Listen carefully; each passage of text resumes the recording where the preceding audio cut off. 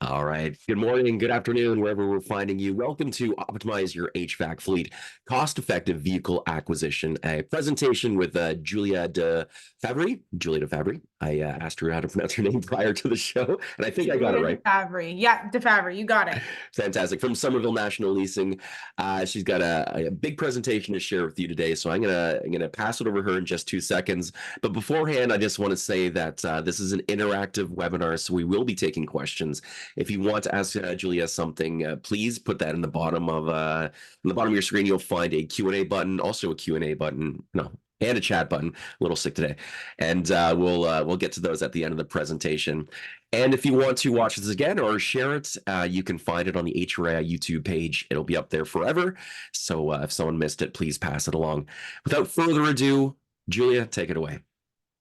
Hello, everyone. Good afternoon. Thank you so much for that, Matthew. And thank you everyone for joining us today. As he mentioned, I am from Somerville National Leasing, and I am thrilled to be able to take the time today to discuss total cost of ownership with all of you, as well as I'm thrilled about the partnership between the HRAI and Somerville, and I look forward to getting to know many of its members. So without further ado, I'll kick it off on today's agenda. Today we're going to be talking about total cost of ownership. Whoopsies. We're going to be talking about fleet cost analysis. We're going to cover, fuel costs, maintenance costs, telematics, fleet cycling. So really everything in terms of A to Z in terms of your fleet. And kind of the main, you could say topic would be total cost of ownership. So yeah, thrilled to get started. So as we can see here right off the bat, I just wanted to bring your attention to this comparison between, automotive prices in 2018 and automotive prices in 2024.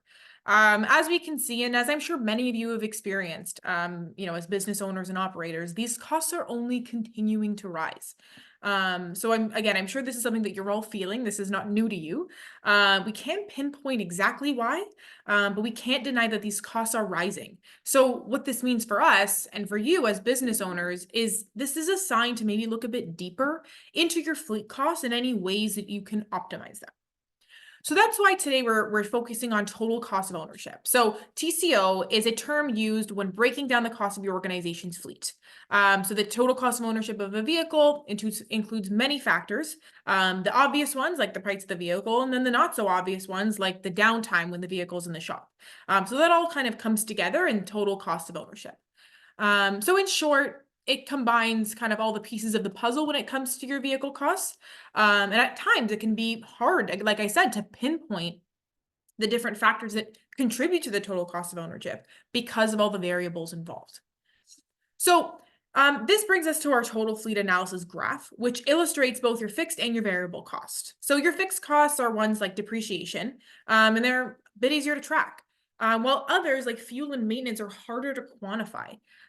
So there is a level of what is and what isn't out of your control. And I think it's around 63% of costs are fixed and 37% are variable. But that doesn't mean that you can't have a hold or a control over these costs. We believe as fleet management professionals that you can affect both your variable and your fixed costs with proper management. So you can affect about 70 to 80% of your costs through the right management. So as we can see here from this pie chart, your biggest cost is depreciation. Now, what exactly is depreciation? In this context, it's the starting price versus the ending price. So it's the acquisition price and the remarketing price and the space in between. So the only way to lower that cost would be to look at strategies to lower acquisition or increase remarketing values to kind of narrow that gap. So as we continue, if you guys don't mind taking out your phones, just giving that QR code a scan, because we'd love to know kind of how you've typically acquired your vehicles for your business, just based on, the way that you've done things in the past. So it's just a quick QR scan on there, and it'll take you to a website where you can just vote. I'll give you guys a second.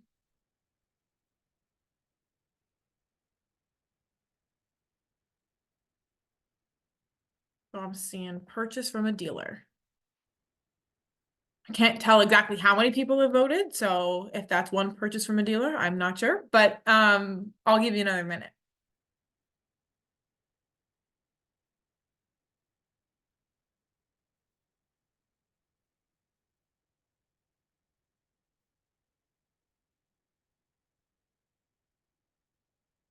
So I'm seeing some cash purchases, some leasing with fleet management companies.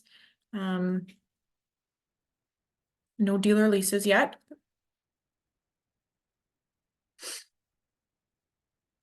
Alrighty, so I think this is a good idea where we are at. So significant numbers in purchase from a dealership, and then a few from cash purchase and lease from fleet management company. So thank you so much for sharing.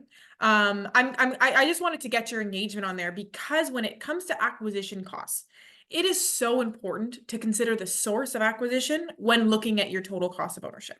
So with enough time to plan ahead, you can look at the differences between stock purchase from a dealer and factory orders, which can just lower your vehicle cost significantly.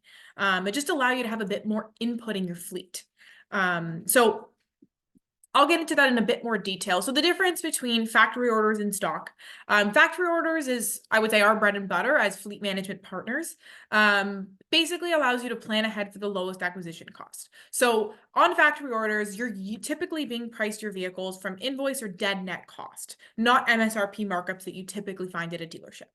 As well, there's a streamlined and predictable budget process. So by building and ordering your vehicle far in advance, you have a better grasp, a better gauge on exactly how much you're spending to acquire that vehicle. And then the third, and honestly the most appealing for many, is you get to choose exactly what goes into these vehicles.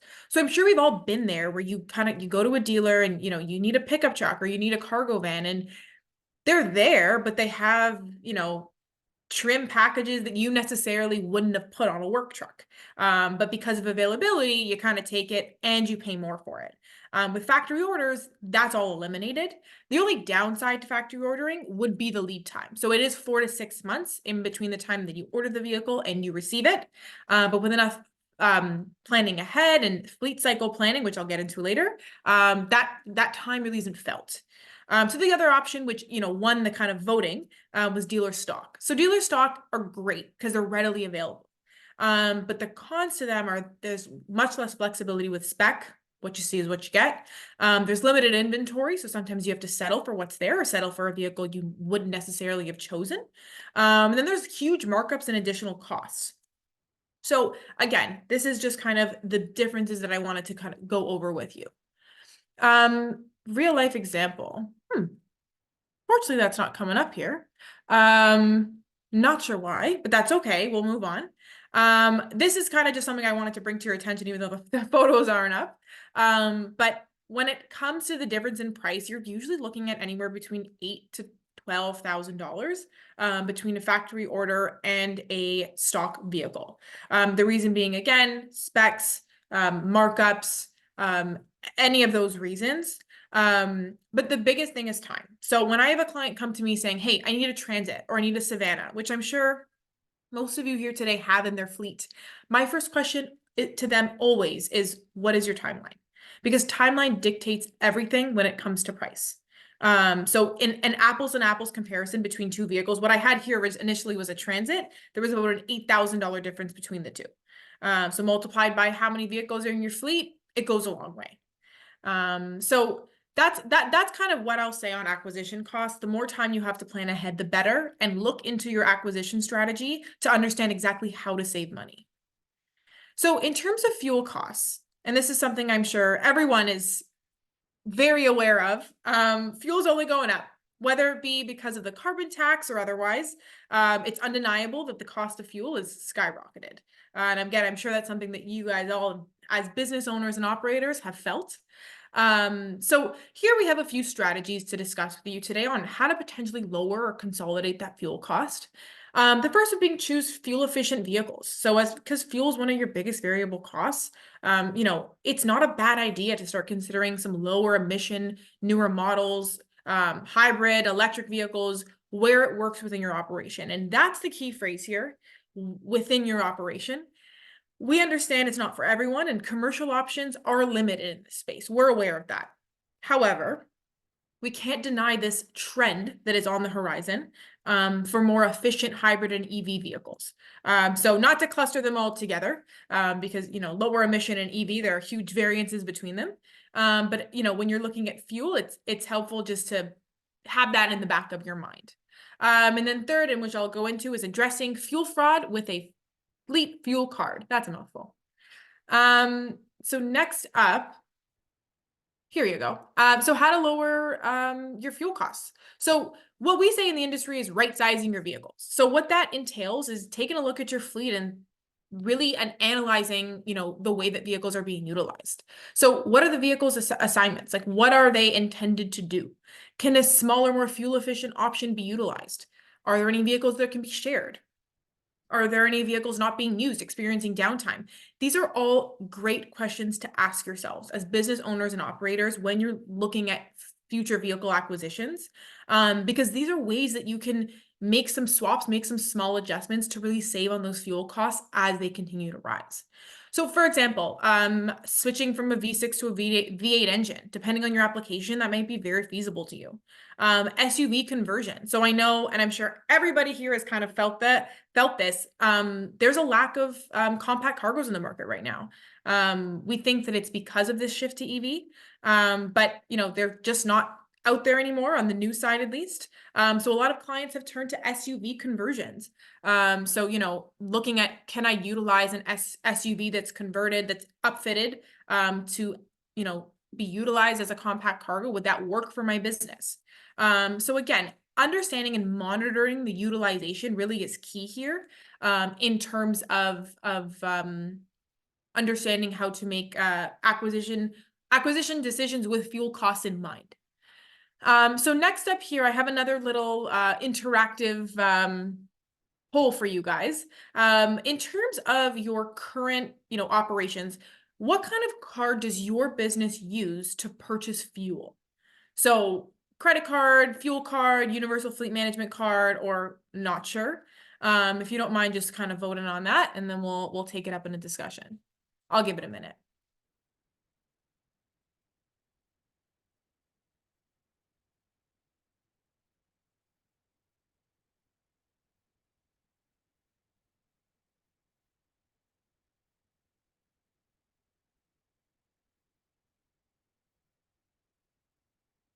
Okay, so I feel like oh,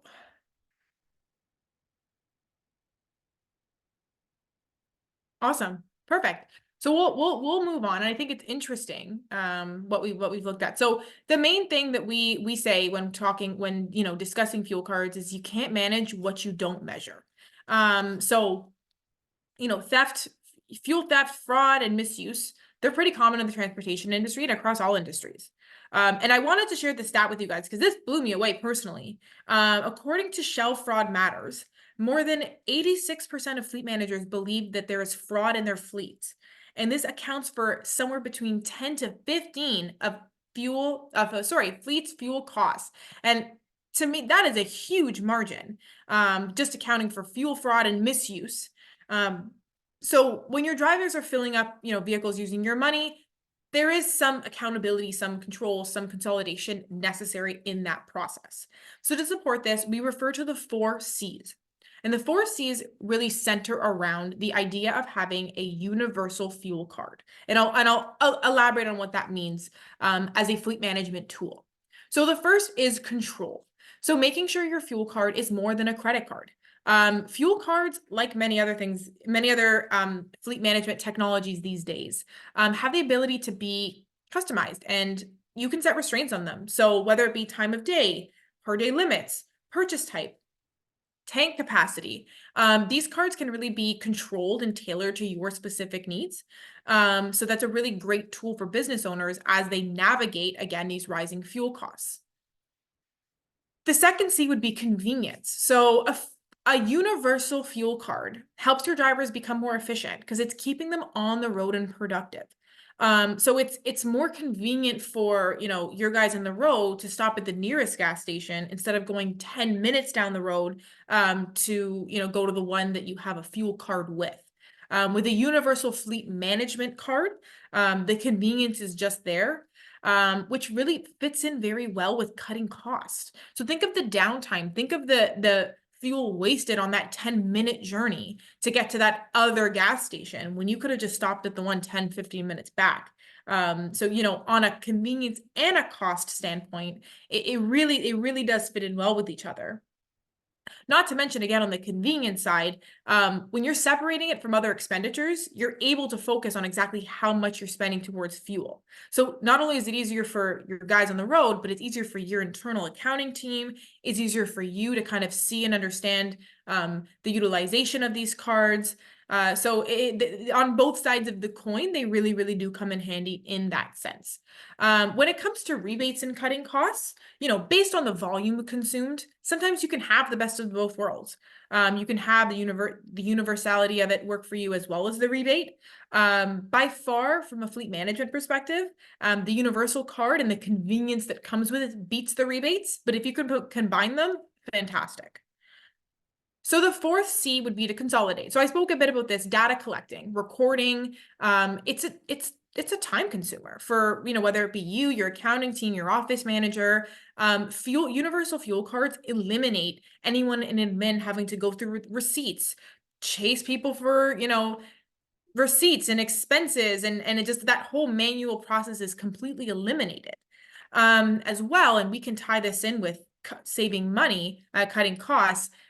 Using a fuel card, you're able to look at each vehicle independently. So you can look at them and see exactly which are costing you the most, and look to replacing them if that's something that you're concerned about. Otherwise, it would be a bit more difficult to track. So back to the data point here, data really is key. And oftentimes with a universal fuel card, you are able to combine your maintenance expenditures as well.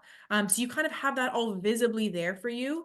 Very easy to read and easier for you as a manager to make decisions. Going back to the lower acquisition cost here. So it all kind of fits in together.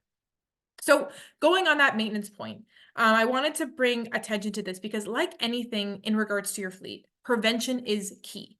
So maintenance and repairs account for over 10% of TCO. So by taking a proactive approach to preventative maintenance, you can bring down your costs significantly. So obviously there are two types of maintenance, preventative and reactive. I'm sure we've all been in that situation where, we got hit with some reactive maintenance and it's a huge bill and it's huge downtime. And so having that internal system through a fuel card and through telematics, which I'll get into in a second, can really help you track things and ensure you're following all the right preventative steps to save you money in the long run. So in terms of maintenance, there's then and now. So I'm sure, again, we've all kind of been in this situation. Vehicle fails on the road, on the way to the job. Not only did they not get to the job, you have to call a truck to pick them up. The vehicle experiences huge downtime while it's being repaired, and then you get hit with a massive bill for the repair cost, and that's a lot of pain for you as a business owner and operator. Now there's a better way, as we'd like to call it, through utilizing telematics in proactive vehicle maintenance, analysis. So nowadays, it's really easy for telematic systems to send you an email when an engine light's on, or, make note of all these different metrics so that you can get ahead of these issues before they happen. So before I dive into the exciting world of telematics, if you guys wouldn't mind, I think this is the final poll, just kind of participating and illustrating, does your business utilize vehicle telematics currently? So I'll give it another second for this one.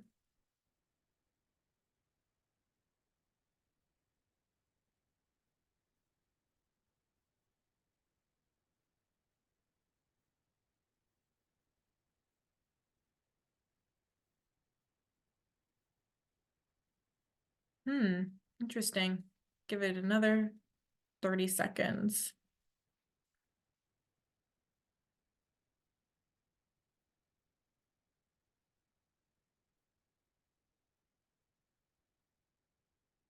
Okay. I have to admit, I'm a little bit surprised that it's more no than yes, but I think it's interesting as well because we can have a dialogue and a conversation about it. So more no than yes, but some yeses. In terms of maintenance and telematics, for those who aren't aware, is just a method of monitoring the trucks, cars, equipment, and other assets within your fleet. So it uses GPS technology and diagnostic technology. And it's basically your vehicle black box. So a lot of people mistake this as tracking. It's not, you're not tracking your guys, you're not tracking your employees. You probably can using the, many features. But it does so much more.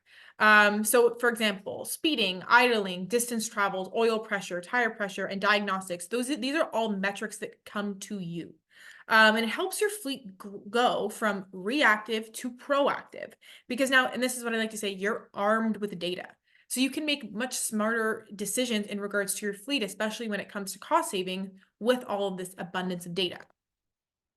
So telematics, excuse me, supports preventative maintenance, and it sends alerts to drivers or administrators. So the best part about telematics is it works how you want it to work.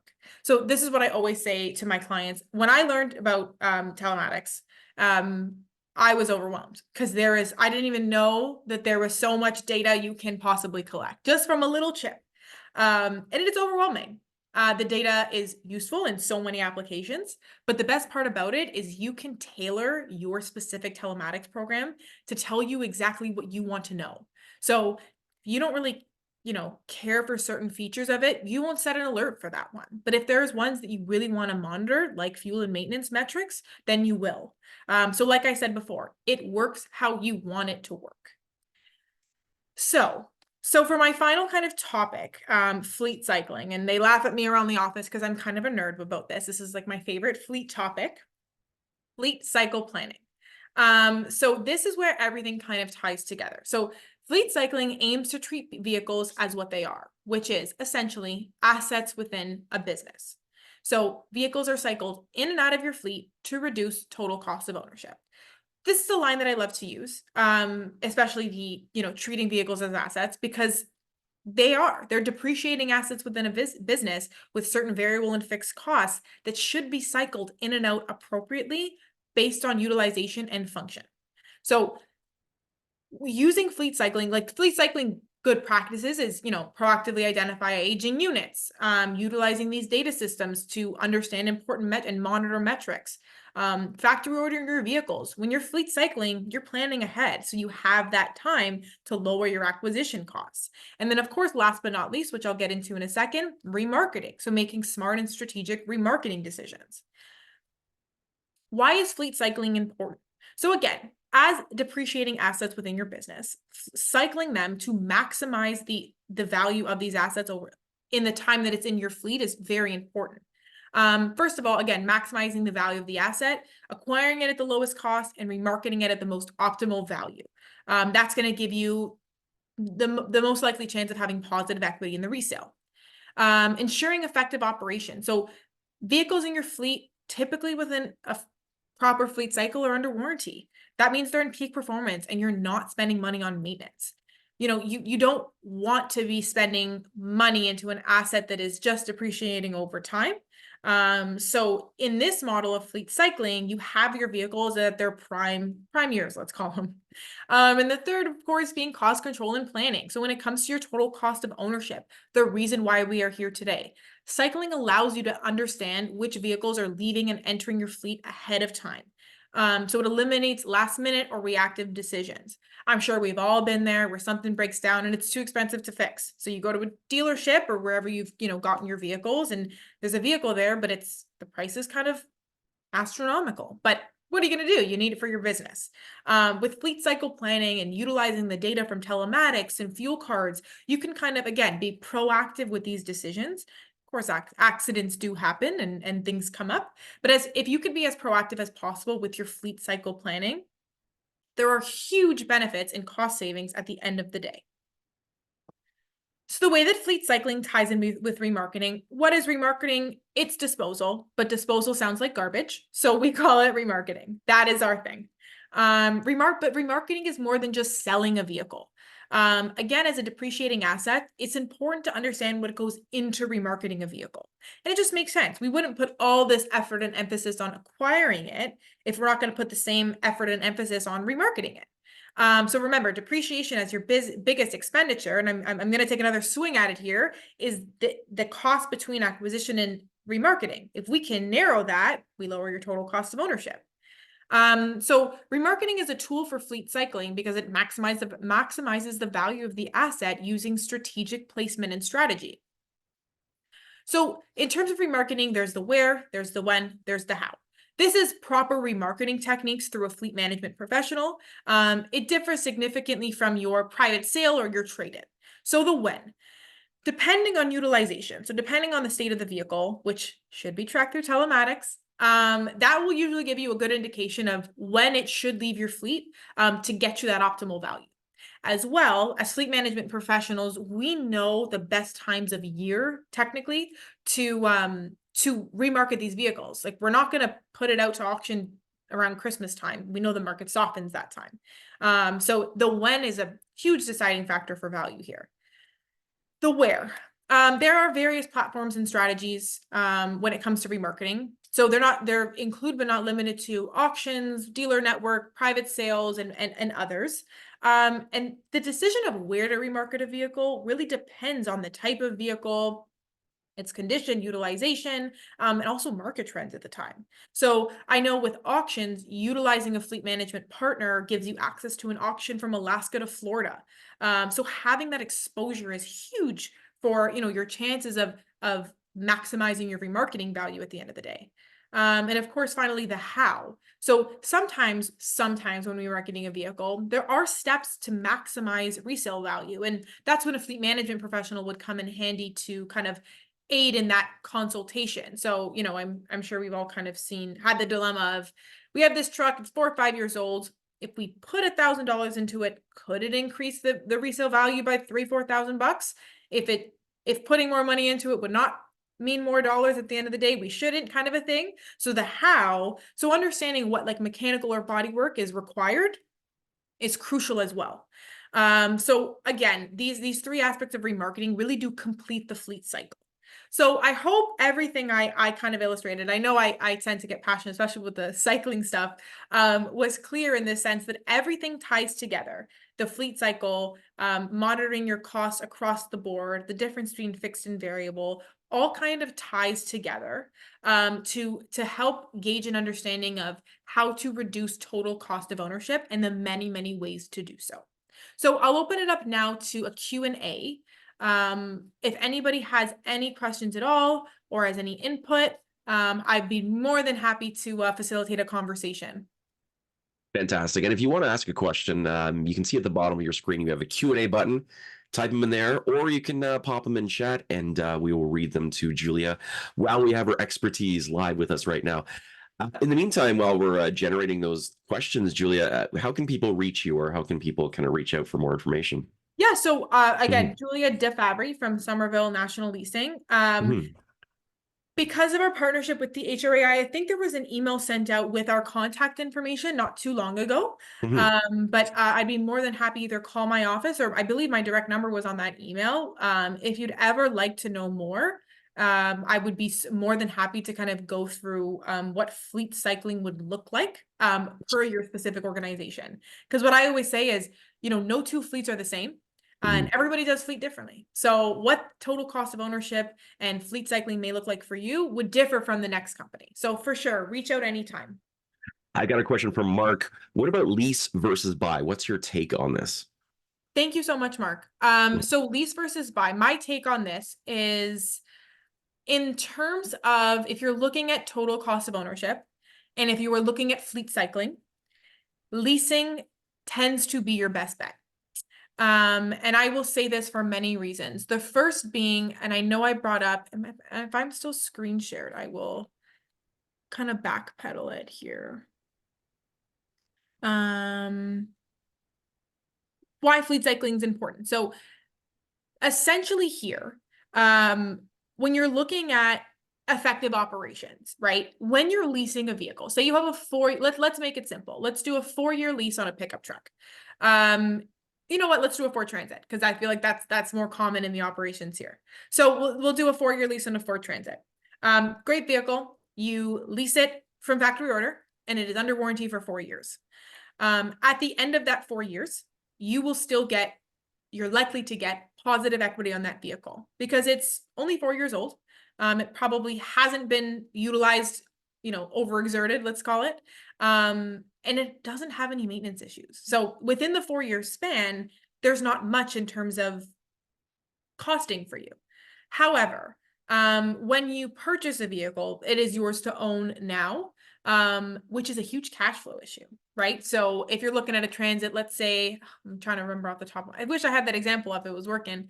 Let's say I think I've seen a transit being sold for $72,000, factory ordered for 63,000. So already you save on the acquisition cost. But you tie up all that cash flow. So when you're leasing in a business perspective, I'm speaking more in a business standpoint, which is very different from consumer leases. Because B2B leases, there's no mileage restrictions, there's no wear and tear. It's not like kind of when you go to a dealer and you lease from a dealer, it's completely different, right? So when you're doing commercial leasing like we do at Somerville, we understand the utilization going into it. So all of that is taken into account. And at the end of the 4 years, you're either hopefully at net neutral or positive equity. And you can look at, with the proper planning, introducing a new lease. And then remarketing the old one so that, again, your fleet is fresh, there's limited maintenance, you're not tying up that cash flow. So there's a whole bunch of different contributing factors that lowers TCO in a leasing model in comparison to a purchase model. All right. Thank you so much. Super comprehensive answer. Of course. Unless anyone else has any questions, I think we will call it there. But if you'd like to watch this presentation again, you can do so on HVAC's YouTube page. You can also contact us at hvac.ca if you want to put on a webinar of your own. And you can be Julia in the box up there speaking on a topic as expertly as Julia has. Thank you so much for joining us and for this great information, Julia. Thank you so much, everybody, for your time today. As I mentioned before, feel free to reach out anytime. I believe there was an email sent to you, or there will be one soon with my contact information. So it was a pleasure, Matthew. Thank you so much, and have a great day, everyone. All right. Thank you so much. Take care. Bye.